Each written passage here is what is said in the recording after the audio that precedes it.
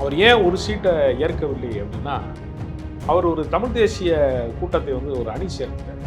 இவர் பழைய மாதிரி ஒரு சீட்டு வாங்கிட்டு எம்எல்ஏ ஆயிட்டார்னு வச்சுங்க.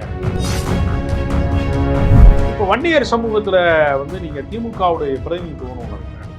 அன்புமணியும் தனியாக நிற்கிறாரு, ராமதாஸும் வந்து வேறொரு தனிமைப்பட்டு கிடக்கிறாரு. ஆனால் இதில் வந்து வேல்முருகனுக்கு ஒரு நன்மை இருக்கு. இப்போதைய சூழலை பார்க்கிற போது 5 முனை போட்டியாக அது பிரிந்திருக்கு. ஆளாளுக்கு வந்து நான் தான் முதலமைச்சர், நான் தான் முதலமைச்சர். சீமான் 15 வருஷமாக சொல்லுச்சு. விஜய் வந்து இப்போ சமீபமாக 2-3 வருஷமாக சொல்கிறாரு. எல்லாருமே நான் மட்டும்தான். இப்படி புதுச்சேரியில் ஆட்சியை பிடிச்சிருவாங்க, 30 வேட்பாளர்களை வந்து தாவைக்கு அறிவிச்சிட்டாங்க. ஏன்னா எல்லாருமே கட்சி பணி ஆட்டுறாங்க, தேர்தல் பணி ஆட்டுறாங்க, ரொம்ப வேகமாக இருக்கிறாங்கங்கிறப்ப அவர் வந்து அட்லி வீட்டில் வளகாப்புக்கு போகிறாருங்கிறாங்க. இப்போ நீங்கள் கட்சிக்காரன் வீட்டு விழாவுக்கு போனால் கூட நம்ம வரவேற்கலாம். இது நாளை பின்ன படம் நடிக்கணும்னா அட்லி படம் எடுக்கிறாருன்னா அட்லிக்கு வளகாப்பு கிடையாது, மனைவி.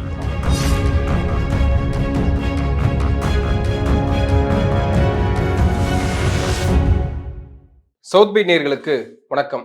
இந்த நேர்காணலில் நாம் சிந்திக்கப்போவர் அரசியல் விமர்சகர் திரு ராஜகம்பீரன் அவர்கள். வணக்கம். வணக்கம். கூட்டணி பேச்சுவார்த்தைகள், எந்தெந்த கட்சிகள் எத்தனை தொகுதி அப்படின்ற பேச்சுவார்த்தைகள் மிக தீவிரமாக போய்கிட்டு இருக்கு. அது அதிமுக தலைமையிலான கூட்டணியிலும் சரி, திமுக தலைமையிலான கூட்டணியிலும் சரி. இன்றைக்கு அதிமுகவை பொறுத்த வரைக்கும் பியூஷ் கோயல் டெல்லியிலிருந்து தமிழகம் வந்திருக்காரு. அதிமுக தலைமை அலுவலகத்துல இன்று கூட்டணி கையெழுத்தாக இருக்கு அப்படின்ற செய்திகள் வந்துட்டு இருக்கு. இன்னொரு புறம் திமுக தலைமையிலான கூட்டணியிலிருந்து தவாக தமிழக வாழ்வுரிமை கட்சி வந்து வெளியேறி இருக்காங்க. மீண்டும் இணைவதற்கான வாய்ப்புகள் இருக்கா அப்படின்றதெல்லாம் இன்னும் தெரியல. அதை பற்றி இன்னும் முழுமையான விவரங்கள் தெரிய வரல. ஆனால் இப்போது வரைக்கும் வேல்முருகன் வெளியேற்றி விட்டார் அப்படின்னு தான் சொல்றாங்க. வேல்முருகனும்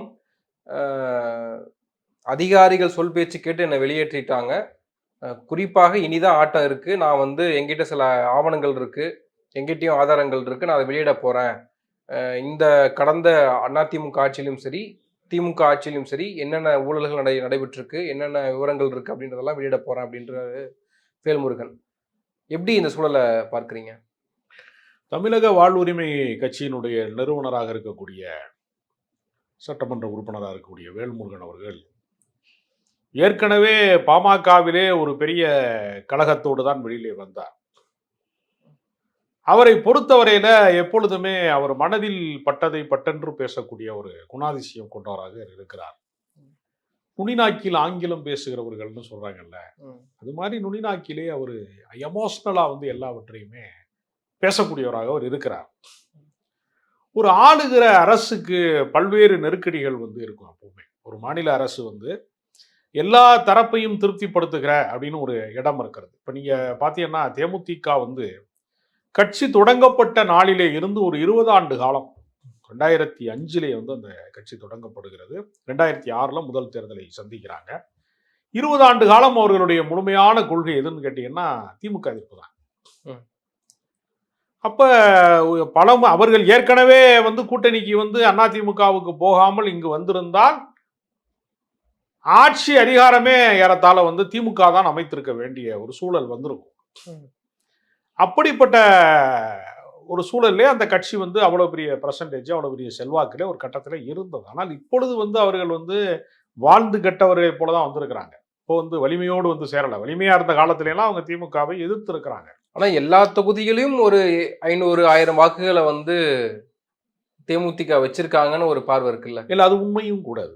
அதாவது சீமானவர்கள் வந்து தமிழ் தேசியத்தின் பெயரால் வந்து தமிழ் இனவெறி கோட்பாட்டை வந்து பேசி இந்த மண்ணிலே யார் வேணாலும் வந்து வாழலாம், ஆனால் ஆளக்கூடாது அப்படிலாம் பேசினார் இல்லையா? அப்படி பேசியதன் மூலமாக மொழி சிறுபான்மை மக்கள், தெலுங்கு பேசுகிற மக்கள், சௌராஷ்டிரா பேசுகிற மக்கள், இன்னும் வேறு சில கன்னடம் பேசுகிற மக்கள், தமிழ்நாட்டில் வந்து பல உருது பேசுகிற முஸ்லீம்கள், இப்பெல்லாம் வந்து மொழி சிறுபான்மை மக்கள் இருக்காங்க. அவர்களுக்கு ஒரு மாபெரும் அச்சுறுத்தலை சீமான் தொடர்ச்சியாக விளைவிச்சார். நாயக்கர் மகாலை நான் இடிப்பேன்லாம் பேசினார். எப்படி பாஜக காரன் வந்து தாஜ்மஹாலை இடிப்பேன்னு சொல்லுவானோ, எப்படி இஸ்லாமியருடைய அடையாளமாக இருக்கக்கூடிய மசூதிகளை உடைப்பேன்னு சொல்றானோ, எப்படி திருப்பரங்குன்றம் தர்காவை ரீலோகேட்னா என்ன உடைக்கிறதுன்னு அர்த்தம் இருக்கு. ரீலோகேட் என்ன பண்ண முடியும்? அனுமார் வச்சு தூக்கிட்டு போவாங்களா வேற இடத்துக்கு? அப்படி கிடையாது. அதே மாதிரி நாயக்கர் மகாலை இடிப்பேன்னு அவர் பேசினாரு. அப்ப அவங்கெல்லாம் ஒரு அணியாக ஒன்று திரள வேண்டிய அவசியம் அவர்களுக்கு வந்து விட்டது.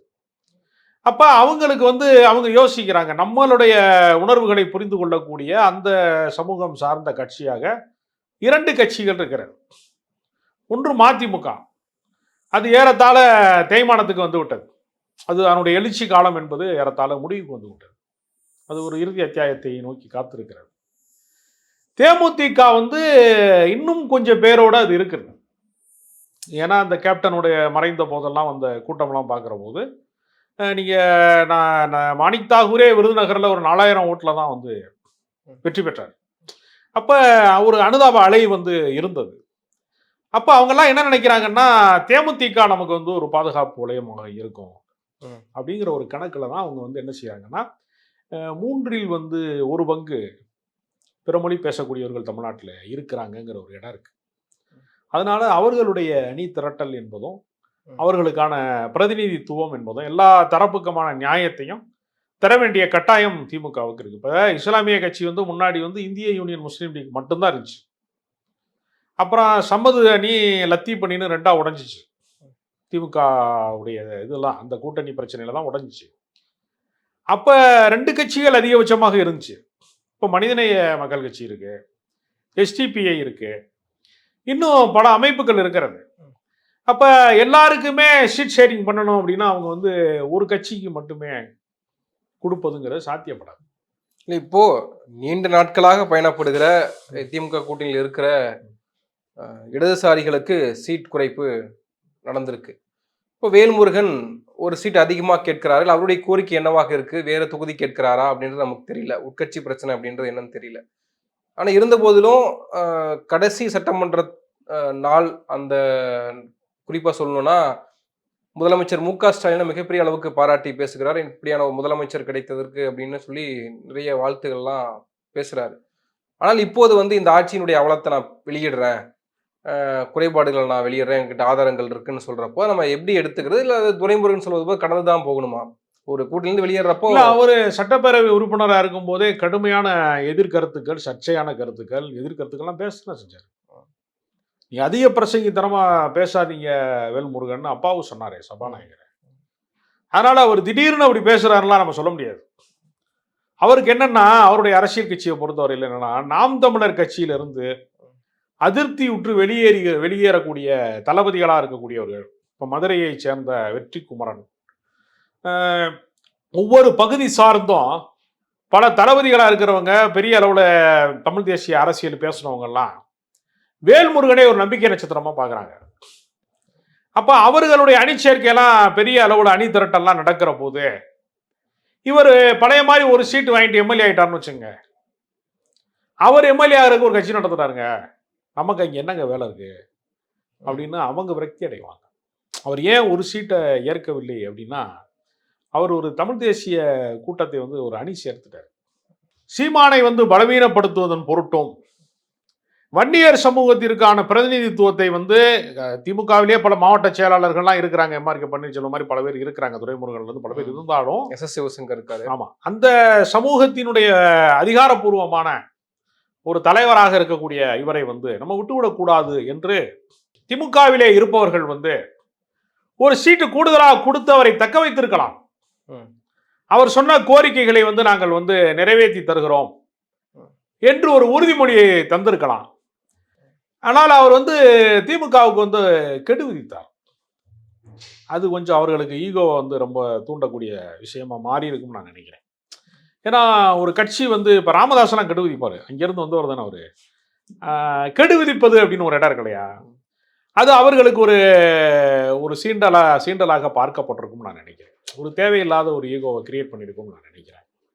ஆனால் வேல்முருகன் வந்து திமுக அணியிலிருந்து வெளியேறியது என்பது முற்போக்கு சக்திகள், மாற்று அரசியலை நம்புகிற சக்திகளுக்கு ஒரு அதிர்ச்சிகரமானதாகத்தான் இருக்கிறது. அவரை அரவணைத்து சென்றிருக்க வேண்டும் என்பதுதான் என்னுடைய கருத்து. ஏன்னா அவரை வந்து நீங்க விமர்சிப்பவன் எல்லாம் நமக்கு விரோதி அல்ல. 2 வகையான விமர்சனம் சொல்லுவாங்க.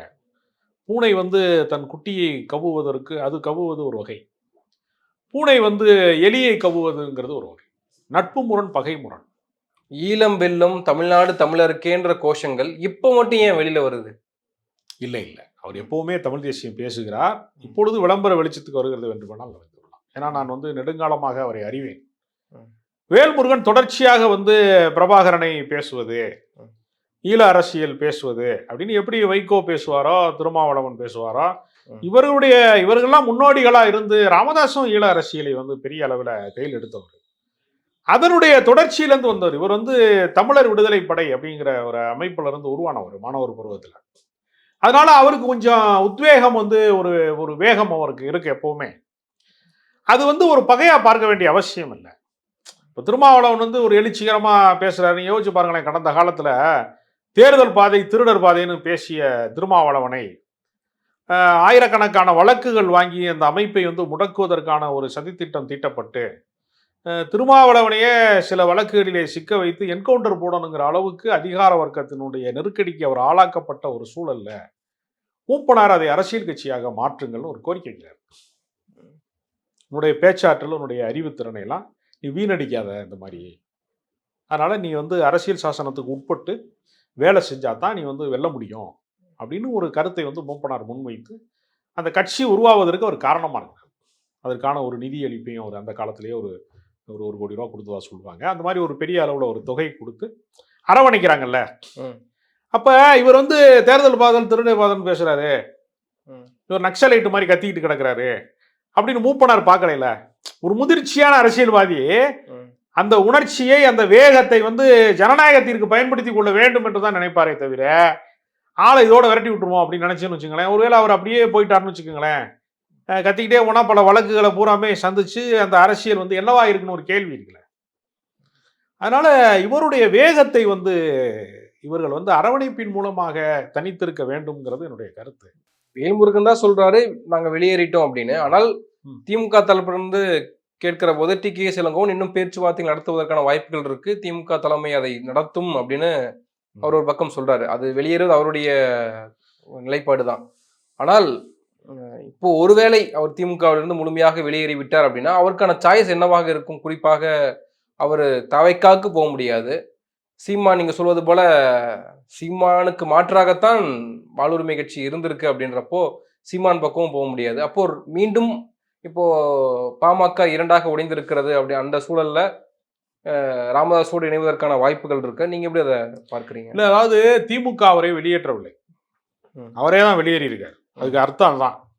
ஏன் வந்து டி.கே.எஸ். இளங்கோவன் மாதிரி ஆட்கள் வந்து அதை வந்து மென்மையாக கையாளுறாங்கன்னா அவரை பகையாக மாற்ற அவங்க விரும்பலை. இப்போ வன்னியர் சமூகத்தில் வந்து நீங்கள் திமுகவுடைய பிரதிநிதித்துவம்னு ஒன்று இருக்குல்ல, அன்புமணியும் தனியாக நிற்கிறாரு, ராமதாஸும் வந்து வேறொரு தனிமைப்பட்டு கிடக்கிறாரு, எல்லாருமே திமுக அல்லாத அணிகளாக மாறி இருக்கிறாங்கல்ல. ஒரு பெரும்பான்மை சமூகத்தினுடைய மதிப்பை வந்து நம்ம அளிக்கணும் அப்படின்னு ஒரு. ஆனால் இதில் திரும்ப வந்து வேல்முருகனுக்கு ஒரு நன்மை இருக்கிறது. ஒரு சீட்டு வாங்கினா அவர் கட்சி விலக முடியாது. இப்போ அவர் தமிழ்நாடு முழுக்க பயணித்து இப்போ சீமான் ஒரு பர்சன்டேஜ் காட்டுறாருல, அது மாதிரி அவர் தமிழ்நாடு முழுக்க அமைப்பை விதைத்து, ஏன்னா வந்து ராமதாஸுக்கு பின்னாடி அந்த சமூகத்தில் வந்து ஒரு பெரிய லீடர் அப்படிங்கிறது வந்து ஒரு வெற்றிடம் இருக்கு. அந்த வெற்றிடத்தை நிரப்பக்கூடிய வாய்ப்பு வந்து தமிழ் தேசியத்தின் பெயராலும் அந்த சொந்த சமூகத்தின் பெயராலும் அவருக்கு ஒரு அங்கீகாரம் கிடைக்கணும், ஒரு தொலைநோக்கு பார்வை. இப்போ உடனடியாக இந்த தேர்தலுக்கு வந்து நம்ம வந்து பலாபலன்களை அடைய முடியாமல் போனாலும் ஒரு தொலைநோக்கு பார்வையில் நாம் ஏன் இந்த அரசியல் கட்சியை வளர்க்கக்கூடாது அப்படின்னு ஒரு திட்டமிட்டு தான் அவர் வெளியில் போகிறார். அவர் வந்து இந்த இழப்பை வந்து ஏன் பொறுத்து கொண்டாருன்னா, அவர் 3 முறை ஏற்கனவே எம்எல்ஏ இருந்துட்டாரு, மறுபடியும் எம்எல்ஏ தானே ஆக போகிறோம். அதில் என்ன இருக்கு? நம்ம வந்து மக்கள் பணி செய்வோம், போராட்டம் பண்ணி செய்வோம். நம்ம சட்டப்பேரவையில் பேசும்போது அவங்க குறுக்கிடுறாங்க, நேரம் தர மாட்டாங்க. மக்கள் மன்றத்தில் பேசுறதுக்கு யார் தடுக்க முடியும்? அதனால நம்ம அதை சுழன்று வேலை செய்வோம். வன்னியர்களுக்கான அல்லது பாமக, அதாவது வன்னியர்களுக்கு மட்டுமல்ல, ஒரு சமூக நீதி சார்ந்த ஒரு தமிழ் தேசிய கட்சி. அதாவது ராமதாஸினுடைய தொடக்க நிலை வந்து எப்படி கொள்கை பிடிப்போடு இருந்துச்சு, அந்த சூழலை வந்து இவர் கையில் எடுப்பார். இப்போ ஒரு திருமாவளவனோடு நேசம் பாராட்டுறாரு, அந்த வன்னியர் அங்க இருக்கக்கூடிய பட்டியலின மக்களுக்கான பகையை வளர்க்கிற இடத்துல அவர் இல்லை, ஒருங்கிணைக்கிற இடத்துல அவர் இருக்கிறார்ல. அதனால அது ஒரு தொலைநோக்கு திட்டமாகத்தான் வந்து வேல்முருகன் இதை பார்க்கிறாரே தவிர ஒரு சீட்டு வாங்கி என்ன செய்ய போறோம் அப்படின்னு ஒரு ஒரு திட்டம் இருக்கு அவருக்கு. அவருக்கு தொலைநோக்கு திட்டம் இருக்கு. ம். அவர் ஒரு தற்காலிகமான பலனை தவிர்ப்பது என்பது அந்த சொல்லுவாங்கல்ல, ஓடு மீன் ஓட உருமீன் வருமுறை வந்து வாடி நிற்குமாம் கொக்கு மாதிரி தான். இந்த சந்தர்ப்பங்களை அவர் வேண்டுமென்றே தவறப்படுறாரு. அதனால அவருக்கு திமுக மீதான வன்மம்லாம் சொல்ல முடியாது.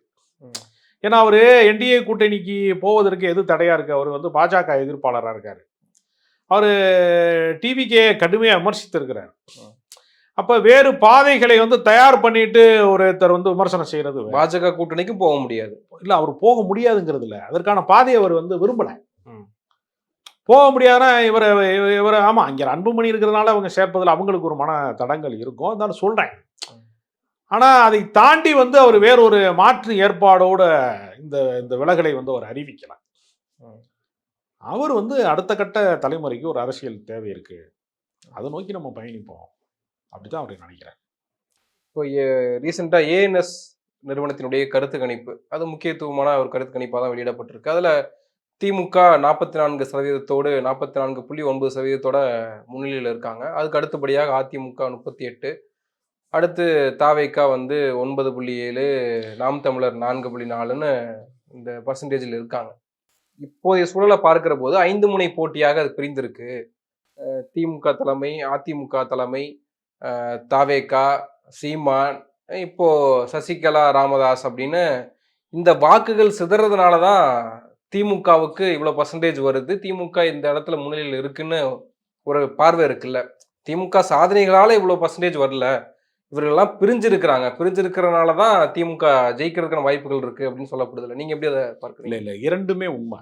திமுகவுக்கு என்று சாதனைகளும் இருக்கிறது, எதிரிகள் பிரிந்தும் இருக்கிறார்கள், அப்படிதான் பார்க்க முடியுமே தவிர திமுகவுக்கு சாதனையே இல்லைன்னா அப்படி சொல்ல முடியும். ஆன்டி இன்கம்பன்சி இருக்கும்ல 4 வருஷம் ஆட்சியில். யாருக்கு இல்லை? எந்த ஆட்சியில் இல்லை?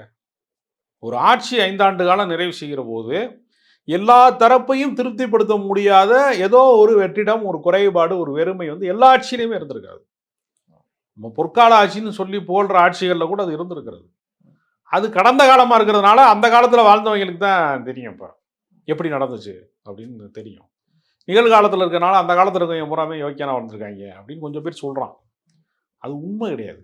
அது ஒரு பர்சன்டேஜ் வந்தால் கூடுதலாக இருக்கலாம், இப்போ இருக்கிறத விட கொஞ்சம் ஆதாய அரசியல் குறைவாக இருக்கலாம், அப்படி வேணாலும் எடுத்துக்கலாமே தவிர திமுகவுக்கு நலத்திட்டங்கள் வந்து ஒரு பெரிய அளவில் வந்து வேலை செய்யும். மகளிர் உரிமை தொகையிலிருந்து பல திட்டங்கள் வந்து புதுமை பெண் திட்டம், எல்லா திட்டங்களுமே அவங்களுக்கு வந்து பெரிய அளவில் வந்து அவங்களுக்கு பலன் அளிக்கும். அதைத்தான் அவங்க முழுமையாக நம்புகிறாங்க. தீர்க்கப்படாத சில குறைபாடுகள் என்ன பார்க்கும்போது இடைநிலை ஆசிரியர்கள், இந்த மாதிரி செவிலியர்களுக்கு முழுமையாக இன்னும் பணியாணை வழங்காதது, தூய்மை பணியாளர், அது மாதிரியான, அப்புறம் சட்ட ஒழுங்கு சார்ந்து போதைப் பொருள் சார்ந்து நடக்கிற குற்றங்கள், அது முழுமையான கட்டுக்குள் கொண்டு வர முடியாத நடைமுறை சிக்கல்கள் இருக்குது, நிர்வாக சீர்கேடுகள்லாம் இருக்குது. அந்த விமர்சனம்லாம் உண்மைதான். ஆனால் இந்த இந்த விமர்சனம்ங்கிறது எல்லா ஆட்சியிலையுமே நிகழ்ந்த ஒன்று தான்ங்கிறது தான் கருத்து. எந்த ஆட்சியிலையுமே வந்து நீங்கள் வந்து 100% பெர்ஃபெக்டாக இருந்துச்சு அப்படின்னு சொல்கிறது இருக்கு இல்லையா, அது ஒரு பொய்யான ஒரு மாயை தான். நீங்கள் வந்து எம்ஜிஆர் வந்து மீனவ நண்பனை நடித்தார், படகோட்டியாக நடித்தார், மெரினா பீச்சை வந்து தூய்மைப்படுத்துகிற அழகுபடுத்தணுங்கிறதுல வந்து அங்கே இருக்கக்கூடிய குடியிருப்புகளை அகற்றுறதுல மீனவர்கள் சுட்டுக் கொல்லப்பட்டாங்க. அதுவும் நடந்திருக்கு. ஆனால் அது எம்ஜிஆருக்கு இருக்கிற புனித பிம்பம் இருக்கு இல்லையா, அதை நம்ம பேச மாட்டோம். அப்படி பல எல்லா ஆட்சியிலையுமே நிகழ்ந்திருக்கு அந்த மாதிரி. இமானுவேல் சேகரன் படுகொலை எந்த காலத்தில் நிகழ்ந்துச்சு? யார் ஆட்சி காலத்தில் நிகழ்ந்துச்சு? காமராஜர் ஆட்சி. அப்போ காமராஜர் ஆட்சி காலம் என்பது தலித்துகளுக்கு பாதுகாப்பற்றன்னு சொல்ல முடியுமா? சாதி காலங்காலமாக இருக்காது, காமராஜர் காரணம் இல்லைல்ல. இன்னைக்கு கொல்ல போகிறாங்கன்னு எப்படி தெரியும் அவருக்கு? அது எதிர்பாராத ஒரு விஷயம் நடக்குது. அப்போ வந்து சாதி இருக்கிற வரைக்கும் சாதி ஆணவ படுகொலைகள் அப்படிங்கிறது வந்து ஒரு ஒரு ஒரு ஒரு துரதிருஷ்டவசமாக தொடர்ந்து கொண்டே இருக்கிறதுல. இப்போ நம்ம என்ன செய்யறோம்னா, சாதி ஒழிப்பை பற்றி பேசாமல் குற்றங்கள் மட்டும் அது மேலே நிகழக்கூடாதுன்னு நம்ம நினைக்கிறோம். வந்து போதை இருக்கணும், சாராய கடை இருக்கணும், சாராயம் குடிச்சுட்டு சண்டை விடக்கூடாதுன்னு நம்ம நினைக்கிறோம். இல்லை, திமுகவுக்கு களமும் ஒரு சாதகமாக இருக்கு. குறிப்பாக திமுக எதிர்ப்பு வாக்குகள் அதிமுகவுக்கு ஒரு சேர போறத இன்றைக்கு புது சக்தியாக வந்திருக்கிற தாவேகா பிரிக்குது. ஏற்கனவே ராமதாஸுக்கு பாமகவுக்கு இருக்க வாக்குகளை தந்தையும் மகனும் பிரிச்சுக்கிறாங்க. டிடிவி தினகரன் அதிமுகவுக்கு போக வேண்டிய வாக்குகளை சசிகலாவும் பிரிக்க போறாங்க. இப்படியான ஓட்டு பிரிப்புகள் தான் திமுகவுக்கு சாதகமா இருக்கும் அப்படின்னு சொல்றதுல இல்லை, அது வந்து இந்த காலகட்டம் சம்மந்தப்பட்டது. ஏன் எடப்பாடி பழனிசாமி வந்து இவ்வளவு பிடிவாதமாக வந்து ஓபிஎஸ்ஸை வெளியேற்றினது, செங்கோட்டையனை வெளியேற்றினது, கட்சியை வந்து ஒன்று கூட விடாமல் ஒருங்கிணைய விடாமல் பார்த்து கொண்டது, சசிகலாவை கதற விடுறது, இதுக்கெல்லாம் திமுக அப்படி காரணமாக இருக்க முடியும். அவங்க உட்கட்சி பிரச்சனை இது எல்லாமே. அது மாதிரி பாஜகவுக்கு அவர்கள் அடிபணிந்து போவது, தாவேகான ஒரு கட்சியை விஜய் தொடங்குவது, இதெல்லாம் இந்த காலகட்டத்தினுடைய ஒரு சிதறல்கள். இதெல்லாம் வாக்கு சிதறுதுங்கிறது உண்மைதான். இதுக்கு திமுக நேரடியாக காரணமாக இருக்க முடியாது இல்லையா? எல்லாருமே தன்னை தலைவர்களாக கருதி கொண்டு ஆளாளுக்கு வந்து நான் தான் முதலமைச்சர்னு சீமான் 15 வருஷமா சொல்லிட்டு இருக்காரு. விஜய் வந்து இப்போ சமீபமாக 2-3 வருஷமா சொல்றாரு. எல்லாருமே நான் மட்டும்தான். இப்படியும் புதுச்சேரியில் ஆட்சியை பிடிச்சிருவாங்க, 30 வேட்பாளர்களை வந்து தாவேக்கு அறிவிச்சிட்டாங்க, ஒரு நேயம் மக்கள் கழகம்னு ஒரு கட்சி கூட இணைந்திருக்கு கூட்டணியிலலாம் சொல்லப்படுதுல, அவங்க தாக்கத்தை ஏற்படுத்த போறாங்க புதுச்சேரியில. என்ன சொல்றேன்னா, எல்லாத்தையும் ஏற்படுத்திடுவாரு அப்படிங்கிற சவால் விடுவதற்கு பதிலாக சாதித்து காட்டுங்கள். சாதித்து காட்டா மக்கள் ஏற்க போறாங்க. சும்மா வந்து பஞ்சு டைலாகா பேசிட்டே இருக்கிறாங்கிறதா நமக்கு பிரச்சனையா இருக்கு. ஏன்னா எல்லாருமே கட்சி பணி ஆட்டுறாங்க, தேர்தல் பணி ஆட்டுறாங்க, ரொம்ப வேகமா இருக்கிறாங்கிறப்ப அவர் வந்து அட்லி வீட்டில் வளகாப்புக்கு போறாருங்கிறாங்க. இது கற்பனையே பண்ண முடியல. பொது வாழ்க்கையில வேற யாருக்காவது வளகாப்புக்கு போனா கூட பரவாயில்ல, அவர் சம்பந்தப்பட்ட ஆளுக்கு வளகாப்புக்கு போனா கூட பரவாயில்ல, அவருக்கு சம்பந்தமே இல்லாத இடத்துக்கு அவர் வளகாப்புக்கு போறாரு. இல்ல நாளை பின்ன படம் நடிக்கணும்னா அட்லி படம் எடுக்கிறாருன்னா அட்லிக்கு வளகாப்புக்கு கிடையாது, அவர் மனைவிக்கு தான் வளகாப்பு. அதுக்கு அவசியம் இல்லை, போக வேண்டிய அவசியம் இல்லை. இப்போ பொது வாழ்க்கையே அவர் எந்த எந்த இடத்தில் வைத்திருக்கிறார்? இப்போ நீங்க கட்சிக்காரை விட்டு விழாவுக்கு போனா கூட நம்ம வரவேற்கலாம். ஒரு அரசியல்வாதியா மாறலை இல்லை. கீர்த்தி சுரேஷ் கல்யாணத்துக்கு தனி விமானத்தில் போறாரு, இதுக்கு தனி விமானத்தில் போறாரு வளகாப்புக்கு அப்படின்னா அவர் இன்னும் சினிமாக்காரராக தான் இருக்கிறாருங்கிறது தானே நிதர்சனமா இருக்கு. அதை தாண்டி அவர் மக்களை பார்ப்பதற்காக சென்றாருன்னு ஒண்ணுமே இல்லையே. பாதிக்கப்பட்ட இப்போ வந்து மானாமதுரையில் வந்து ஒரு போலீஸ் கஸ்டடி டெத்து ஒன்று நடந்திருக்கு. டக்குன்னு அதை பார்க்க போனாருன்னா பரவாயில்ல, அப்போ ஒரு அரசியல்வாதி நம்ம கருதலாம். அப்படி ஏதாவது ஒரு மக்கள் சார்ந்த பிரச்சனைகளுக்குள்ள அவர் களம் கண்டார் அப்படின்னா அவரை தலைவராக கருதலாம். தொண்டர்களுக்கு சொல்றாரு, களம் நமக்கு சாதகமாக தான் இருக்கு, தொடர்ந்து பணியாற்றுங்க, நிறைய நெருக்கடிகள் கொடுப்பாங்க, நெருக்கடியெல்லாம் கடந்து நம்ம பணியாற்றணும் அப்படின்னா நம்ம ஆட்சி தான் நிச்சயமா அமைய போகுது அப்படின்னு சொல்றாருல்ல. அதாங்க, நீ பேர் வச்சு அந்த நாய்க்கு சோறு வச்சேன்ற மாதிரி தான் எல்லாத்தையுமே பேசலாம். நடைமுறையில நீங்கள் யாருன்னு உங்க செயல் தானங்க. 1000 கூட்டங்களிலே நீங்கள் உரையாற்றுவதை விட உங்களுடைய சிறு செயலே சிறந்ததுன்னு சொல்றாங்கல்ல. அதனால இன்னைக்கு வந்து திமுக காரே மீண்டும் ஆட்சிக்கு வரணும்னு உழைப்பதை விடவும் திமுகவுக்கு வெளியில இருக்கிறவங்க எல்லாருமே சேர்ந்து திமுக ஆட்சிக்கு வர்றதுக்காக உழைக்கிறாங்களோங்கிற சந்தேகம் எனக்கு இருக்கு. என்டிஏ கூட்டணியில இருந்து தாவேக்கால இருந்து சீமான்ல இருந்து அனைவருமே இந்த ஓட்டுகளை சிதறடிச்சு திமுகவை மீண்டும் ஆட்சிக்கு வருவதற்கு சொந்த கட்சிக்காரனை கூட வந்து இவர்கள் தான் அதிகமா உழைக்கிறாங்களோங்கிற ஒரு டவுட் எனக்கு வருது. திமுக வெற்றி ஒன்றை மட்டுமே இலக்காக வச்சுக்கிட்டு தன்னுடைய நீண்ட காலமாக பயணம் பண்ண உடன் பயணித்த கூட்டணி கட்சிகளை மதிக்க மாட்டேன்றாங்க, உரிய அங்கீகாரம் கொடுக்க மாட்டேன்றாங்க, இடதுசாரிகளுக்கு உரிய அங்கீகாரம் கொடுக்கல, சீட் குறைப்பு நடைபெற்றிருக்கு, விசிகாவுக்கு வந்து இரட்டை இலக்க தொகுதிகள் கேட்டாங்க, அவங்களுக்கும் வந்து ஒரு தொகுதி 2 தொகுதி தான் ஏற்றி கொடுக்க போறாங்கலாம் நியூஸ் வந்துட்டு இருக்கு. அப்போ கூட்டணி கட்சிகளை அவங்க மதிக்கல, வெற்றி மட்டும்தான் ஒன்றை இலக்கா வச்சுக்கிட்டு தேமுதிக காங்கிரஸ்க்கெல்லாம் சீட் அதிகமாக கொடுக்குறாங்க அப்படின்ற ஒரு ஒரு அதாவது தோழமை கட்சிகளா இருக்கிறவங்க தேர்தல் காலத்துல மட்டும்தான் தோழமை கட்சி. மீதம் இருக்கிற காலகட்டங்கள்ல அவர்கள் மக்கள் பணி எவ்வளவு செய்யறாங்க, எத்தனை போராட்டங்கள் நடத்துறாங்க, எந்த அளவுக்கு தங்களுடைய செல்வாக்கை வந்து விரிவடைய செய்யறாங்க, அதை நோக்கிய பயணம் தான் அவங்களுக்கான இதை தருமே தவிர ஒரு கட்சிக்கு வந்து இன்னொரு கட்சி வழங்குவது அப்படின்னு ஒன்று இருக்குல்ல, அது கருணை அடிப்படையில் கிடையாதுல்ல. அன்னைக்கு என்ன உளவுத்துறையோட ரிப்போர்ட் என்ன, இந்த கட்சிக்கான பர்சன்டேஜ் என்ன, கருத்து கணிப்பு என்ன, அந்த ரிப்போர்ட் வச்சு தானே அவங்க முடிவு எடுப்பாங்க. நீங்கள் முன்னாடிலாம் வந்து கொள்கை மட்டுமே அரசியலை தீர்மானிக்கிற ஒரு இடத்துல இருந்துச்சு முதல்ல.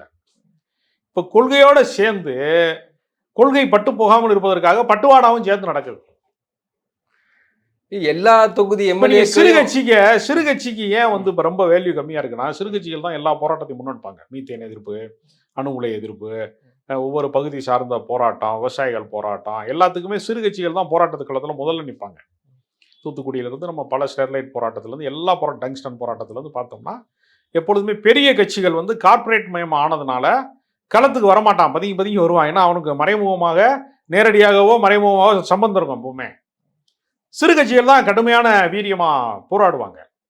இப்போ என்ன நிலைமை ஆகி போச்சுன்னா, சிறு போராட்ட கட்சிகளுக்கு மக்கள் வாக்களிக்கிறது அப்படிங்கிறது வந்து பெரிய அளவில் இல்லை. அப்போ பெரிய கட்சிகள் வந்து அரவணைத்து அவங்க செலவு பண்ணி தான் அவங்கள ஜெயிக்க வைக்க வேண்டியிருக்கு. அதனால தான் அவங்க ரொம்ப தைரியமாக நீங்கள் உதயசூரியனில் நில்லுங்கன்னு கேட்குறாங்க. இல்லை, எல்லா ஆட்களையுமே அரவணைக்கிறது இருக்குல்ல, ஜெயிக்கணும், ஒரு தொகுதி நம்ம விட்டுறக்கூடாது அப்படின்றதுக்காக எல்லா ஆட்களையுமே வைத்தியலிங்கத்திலிருந்து தொடங்கி நிறைய அதிமுகவினுடைய மூத்த நிர்வாகிகள் எல்லாம் கூப்பிட்டு கட்சியில் இணைத்துக் கொள்வது, ஓபிஎஸ் முதல் கொண்டு இங்க கூப்பிட்டு இணைத்துக் கொள்வதுன்னு இருக்கு இல்லையா? இப்ப இது என்ன? ஓபிஎஸ் வந்து நாடாளுமன்ற தொகுதியில சுயேட்சையா நின்று, தனித்து நின்று அவர் 3 லட்சம் வாக்குகள் பெற்றார் இல்லையா? அப்ப அவருடைய சமூக வாக்கு வங்கி அவருக்கு பின்னால் இயங்குகிறது அப்படிங்கிற ஒரு கணக்குல தான் அவரை வந்து கூப்பிடுறாங்க. ஏன்னா நெடுங்காலமாக முக்குளத்தோர்கள் வந்து அந்த சமூகத்தை சார்ந்தவர்கள் அதிமுகவின் வாக்கு வங்கியா இருக்கிறாங்க.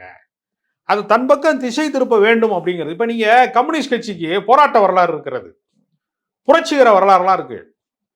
நீங்க வாக்கு சதவீதம்னு ஒன்று இருக்குல்ல, அவங்களுடைய வாக்கு சதவீதம் இப்போ உயர்ந்துருச்சுன்னு அவங்க சொல்ல முடியுமா? நான் வந்து அவங்களை குறைத்து மதிப்பிடலை. இடதுசாரிகள் இல்லைன்னா இந்தியா வந்து ஒரு இருண்ட தேசமாக மாறிடும். அவர்களுக்கு ஜனநாயகத்துக்கு அவர்கள் மிகப்பெரிய பங்களிப்பு செய்யக்கூடியவர்களாக இருக்காங்க. ஆனால் கட்சி வளர்ச்சின்னு ஒன்று இருக்குல்ல, இப்போ புதிய கட்சிகளுக்கு அலையா இளைஞர்கள் வர்றான்ல, ஏன் கம்யூனிஸ்ட் இயக்க மாதிரியான அமைப்புகளுக்கு இளைஞர்களை வந்து கொண்டு வந்து சேர்க்க முடியவில்லைன்னு ஒரு தேக்க நிலை இருக்குல்ல, அதையெல்லாம் சேர்த்து சிந்திக்கணும். தேர்தல் அரசியலுங்கிறது வந்து உங்களுக்கு வந்து எண்ணிக்கை தான் கணக்கு. முட்டாளா அவன் அறிவாளியா, அரசியல் புரிதல் இருக்கிறவனா இல்லாதவனா என்பது அல்ல, ஒரு மூட நம்பிக்கை கொண்ட கூட்டமா இல்லையாங்கிறது அல்ல, எண்ணிக்கை தானே கணக்கு. அப்போ ஒரு பெருவாரியான மக்களை தன் பக்கம் வந்து ஈர்ப்பதற்கு இடதுசாரிகளுக்கு சமகாலத்தில் ஒரு பின்னடைவு இருக்கு. அதையும் சேர்த்து சிந்திக்கணும், அதை சரி செய்யணும். அப்போ தான் வந்து நீங்கள் வந்து ஒரு பெரிய கட்சியோடு பேரம் பேச முடியாமல் தவிப்பதற்கான ஒரு பின்னடைவாக எது இருக்குன்னா, உங்களிடத்தில் இருக்கக்கூடிய மக்களை திரட்டுகிறதிலே உங்களுக்கு இருக்கக்கூடிய ஒரு பின்னடைவு தான் காரணமாக இருக்கு. அந்த சோர்வு தான் காரணம் நான் நினைக்கிறேன். ஏன்னா ஒரு கட்சி இன்னொரு கட்சிக்கு தானம் வழங்காது. இவங்க இல்லைன்னா நம்ம தோத்து போயிடுவோங்கிற அச்சம் இருந்தால்தான் ஒரு கட்சி வந்து அதை மதிக்கும். அந்த பேரம் பேசுகிற இடத்துல இடதுசாரிகள் இல்லாமல் போனது ரொம்ப கவலைக்குரியதான் நான் பார்க்குறேன். இறுதியா இந்த 200 இலக்கு அப்படின்றது திமுக வச்சிருக்காங்க இல்லையா, அது அடைவதற்கான சூழல் தான் இருக்குன்னு நினைக்கிறீங்களா நீங்க?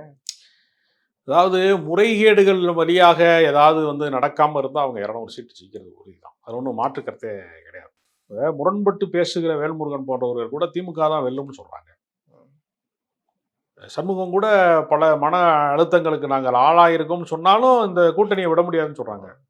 திருமாவளவன் ஒரு கொதிநிலையில இருந்தாலும் அந்த கொதிநிலையை காட்டிக்கொள்ளாமல் அவரும் அதே நிலைப்பாட்டில் தான் இருக்காரு. அதனால திமுகவுக்கு ஒரு மாற்று ஆப்ஷன் இல்லாமல் போயிடுச்சு. அதிமுக ஒரு வலிமையா இருந்து மதவாத சக்திகளுக்கு பின்னால் போகாம இருந்து ஒரு ஒருங்கிணைந்த அதிமுக இருந்துச்சுன்னு வச்சுக்கோங்களேன், ஒரு மாற்று பாதை இருந்திருக்கும். இப்போ தமிழ்நாட்டில் இருக்கக்கூடிய பெரிய ஒரு இதை வீழ்ச்சியா நான் பார்க்கறது, ஜனநாயக வீழ்ச்சியா பார்க்கறது, ஒரு வலுவான எதிர்க்கட்சி இல்லாமல் இருக்கு. சிற்றரசர்களா இருக்காங்க, எல்லாரும் பேரரசர்களா இல்லை. இன்னைக்கு இருக்கக்கூடிய கட்சியில திமுக தான் ஒரு வலிமையான கட்சியா, ஒரே பேரரசர் தான் இருக்காரா? இல்ல, ஒரு வலிமையான கட்சியா தான் இருக்கு. வலிமை குறைந்தவர்களா, அந்த தடி எடுத்தவங்களாம் தண்டக்காரன் சொல்லுவாங்க, தண்டல்காரன் சொல்லுவாங்க இல்லையா, அது மாதிரி ஆளுக்காளு வந்து எதிர்கட்சின்னு தானே கருதிக்கிறான். விஜய் ஒரு பக்கம் கருதிக்கிறாரு, சீமான் ஒரு பக்கம் கருதிக்கிறாரு, அண்ணாமலை ஜாவுக்கு எடுத்து அடிச்சுக்கிறாரு, நைனா நாகேந்திரன் தன்னை தனியாக ஏதாவது பேசிக்கிறாரு. ஒரு ஒரு உதிரியலாக இருக்கான், ஒரு மாலையா இல்லை, யாரும் உதிரி பூக்களாக இருக்கான். அதனால இதுதான் ஒரு வடிவத்துக்குள்ள இருக்கிறது. அதனால திமுக வெல்லப்பட முடியாத இடத்துலையும் இருக்கிறது. நலத்திட்டங்களின் வழியாக வெகுஜன மக்களையும் சாதாரண மக்களையும் சென்றடைந்திருக்கிறது. ஒப்பீட்டளவிலே கடந்த காலத்தில் இருக்கக்கூடிய எடப்பாடி ஆட்சியை விடவும் சிறந்த ஆட்சியாக இருக்கு. ஏன்னா திமுகவா அண்ணா திமுகவான்னு பார்க்குறப்ப எடப்பாடியை விட ஸ்டாலின் பெற்று அப்படிங்கிறதா மக்களுடைய அபிப்பிராயமாக இருக்க முடியும். அதில் வந்து இன்னொரு கருத்து இருக்க முடியாதுன்னு நினைக்கிறேன். நன்றி, நிறைய விஷயங்களை பகிர்ந்துருக்கீங்க. உங்கள் நேரத்துக்கு நன்றி.